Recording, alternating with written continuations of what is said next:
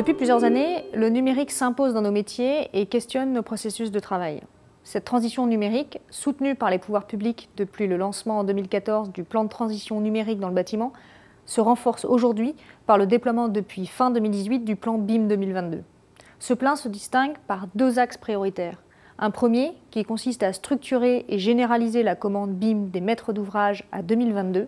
Un second qui vise à accompagner l'ensemble des acteurs afin de se doter des outils nécessaires à leur métier, à définir les compétences associées indispensables et soutenir leur montée en compétences.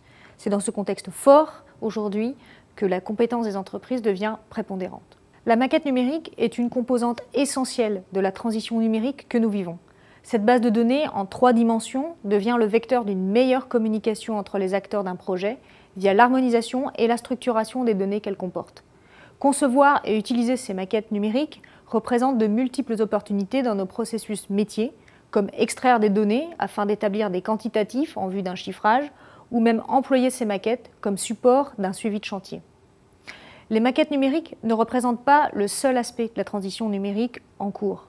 L'utilisation d'une plateforme collaborative ou d'une tablette pour les opérations de préparation et suivi de chantier facilite également vos pratiques. Les nouvelles pratiques liées à la transition numérique impliquent une nécessaire évolution professionnelle. On pense bien évidemment à la formation associée à la maîtrise des nouveaux outils ou processus, mais c'est surtout le temps à consacrer et le projet d'établissement à définir qui constituent les véritables enjeux. La transition numérique n'est pas qu'une simple appropriation d'outils à court terme. C'est surtout imaginer le fonctionnement à venir de l'entreprise. Les métiers se transforment, la quasi-totalité des nouveaux référentiels de formation s'articule autour des compétences du numérique. C'est pleinement dans ce contexte que s'inscrit le projet Encore Plus Pro.